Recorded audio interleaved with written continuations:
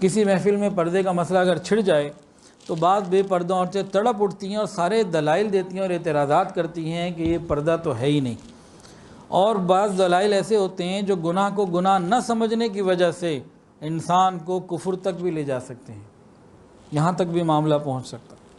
ایک اعتراض سے یہ ہوتا ہے کہ برقع پہننے سے کیا ہوتا ہے، اصل پردہ تو آنکھوں کا ہوتا ہے۔ تو جواب اس کا یہ ہے کہ جو لوگ کہتے ہیں کہ اصل پردہ آنکھوں کا ہوتا ہے تو پھر وہ بغیر لباس کے پھرا کریں، پھر لباس ہی کی کیا ضرورت ہے، خالی برقع کا تو مسئلہ نہیں رہا نا، پھر لباس ہی کی کیا ضرورت ہے۔ یہ اعتراض وہی لوگ کرتے ہیں جن کی عقل کے اوپر پردہ پڑ چکا ہو۔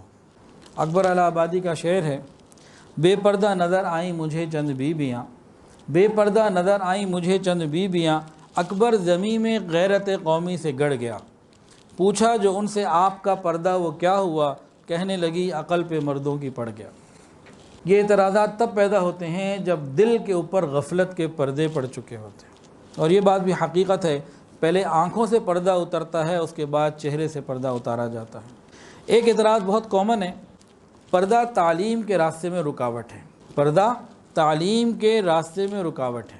تو ہم یہ کہتے ہیں کہ پردہ تعلیم کے راستے میں رکاوٹ نہیں بلکہ معین اور مددگار ہے۔ جن تعلیمی اداروں میں لڑکے اور لڑکیاں کو ایجوکیشن مخلوط تعلیمی نظام میں پڑھتی ہیں تو اکثر و بیشتر آپ دیکھ لیجئے کہ ان کا پڑھنے کے اوپر توجہ کم اور ایک دوسرے کو پڑھنے پڑھانے پہ توجہ زیادہ ہوتی ہے۔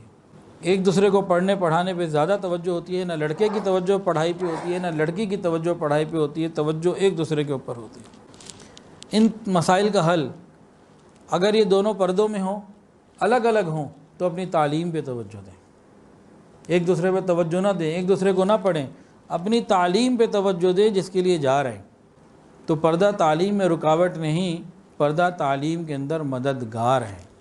کچھ عرصہ پہلے واٹس ایپ کے اوپر ایک خبر پڑی تھی، مجھے تو یہ نہیں معلوم کہ حقیقت ہے کہ نہیں، باہر کسی ملک کی یونیورسٹی کا لکھا ہوا تھا کہ وہاں انہوں نے کو ایجوکیشن اس یونیورسٹی میں بند کر دی ہے، کہ وہاں انڈیا کا لکھا ہوا تھا کہ وہاں اتنے واقعات ہوئے، ان لوگوں نے کہا اس کا ایک ہی حل ہے کہ ہمارے یہاں جو کو ایجوکیشن ہے وہ بند کر دی جائے۔ یہ پڑھی تھی، اب کی تصدیق مجھے نہیں ہے، بہرحال واٹس ایپ کی خبر تھی۔ ایک اعتراض یہ ہوتا ہے جی پردہ معاشرتی ترقی میں رکاوٹ ہے، کہ معاشرے کا آدھا حصہ یہ مفلوج ہو کے رہ جاتا ہے، وہ معاشرے کی ترقی میں اپنا کردار ادا نہیں کر سکتا۔ اس کا ایک جواب تو یہ ہے، کیا تمام بے پردہ قومیں ترقی یافتہ ہیں؟ دنیا میں بہت ساری اقوام ہیں، کیا ساری کی ساری بے پردہ قومیں ترقی یافتہ ہیں؟ ایسا تو نہیں ہے کہ ساری بے پردہ قومیں ترقی یافتہ ہوں۔ اور دوسری بات یہ ہے، ہم ترقی کہتے کس کو ہیں؟ کیا عورت کا فقط گھر سے بے پردہ ہو کے نکلنا، دفتروں میں، کلبوں میں، بازاروں میں اور سیرگاہوں میں، تفریحی گاہوں میں توجہ کا مرکز بننا، کیا یہ ترقی ہے؟ یا اپنی اپنی معاشرتی ذمہ داریوں کو پوری یکسوئی کے ساتھ ادا کرنا یہ ترقی ہے؟ کہ مرد اپنی معاشرتی ذمہ داریوں کو گھر سے باہر نبھائے اور عورت اپنی معاشرتی ذمہ داریوں کو گھر کے اندر رہتے ہوئے نبھائے۔ عورت کی معاشرتی ذمہ داری کیا شریعت نے رکھی؟ کہ اپنی عبادات بھی کرے، گھر کے کام بھی کرے اور اپنی نسل کو دین کے مطابق تیار کرے، اور نسل کی تعمیر میں، ترقی میں اپنا کردار گھر میں رہتے ہوئے بھرپور طریقے سے ادا کریں اور اپنی اولاد کی صحیح تربیت کریں۔ ترقی کو مغرب کے معیار پر پرکھنے کی ضرورت نہیں، ترقی کو اللہ اور اس کے رسول کے بتائے ہوئے حکموں کے اوپر دیکھنے کی ضرورت ہے۔ ایک اعتراض ہوتا ہے جی پردہ عورت کے لیے قید کی مانند ہے، پردہ عورت کے لیے قید کی مانند ہے۔ قید اور پردہ یہ دونوں الگ الگ لفظ ہیں اور ان کے معنی بھی بالکل الگ الگ ہیں۔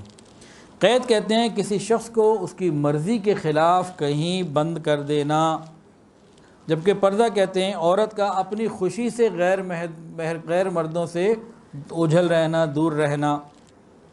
قید کا منشا یہ ہوتا ہے کہ لوگ اس کے شر سے بچ جائیں، اور پردے کا منشا یہ ہوتا ہے کہ عورت غیروں کے شر سے بچ جائے۔ قید کا منشا کیا ہوتا ہے کہ اس کو قید کر دو کہ اس کے شر سے لوگ بچیں، اور پردے کا منشا کیا ہے کہ میں پردے میں رہوں کہ میں غیر مردوں کے شر سے بچ جاؤں۔ جب کوئی شخص اپنا لباس تبدیل کرنا چاہتا ہو وہ پسند نہیں کرتا کہ لوگ اس کا ستر دیکھیں، لہٰذا وہ کسی کمرے کی کسی چیز کی اوٹ لے لیتا ہے، تو اسے قید نہیں کہتے کہ قید میں چلا گیا، نہیں، یہ پردے میں چلا گیا۔ تو معلوم ہوا قید مجبوری سے ہوتی ہے اور پردہ خوشی سے ہوتا ہے، اور قید انسان کے جرم کی سزا کے طور پر ہوتا ہے۔ قید کیوں ہوتی ہے؟ عام طور سے قید انسان کے جرم کی سزا کے طور پر اسے دی جاتی ہے، اور پردہ یہ نیک عورتیں اس لیے کرتی ہیں کہ اللہ رب العزت کے انعامات کو حاصل کر سکے۔ تو دونوں میں بڑا فرق ہے۔ ایک اعتراض یہ ہوتا ہے کہ برقع تو خالی ڈھکنے کی مانند ہے، برقعے والیاں بھی تو غلطی کر دیتی ہیں۔ برقع تو خالی ایک چیز ہے، لیکن برقعے والیوں سے بھی تو غلطی ہو جاتی ہے۔ یہ بات ذہن نشین کر لیں۔ پہلی بات، اگر کسی برقعے والی پردے والی سے بھی گڑبڑ ہوئی ہے نا، تو اس کی وجہ بھی بے پردگی ہی بنی ہے۔ اگر کسی نیک سے، دیندار سے، برقعے والی سے، پردے والی سے اگر گڑبڑ کوئی ہوئی ہے، کوئی غلطی اور حرکت ہوئی ہے، تو اس کی وجہ بھی بے پردگی ہی ہے کہ اس نے پردے کو توڑا۔ اگر وہ پردہ نہ توڑتی تو وہ گڑبڑ ہی نہ ہوتی۔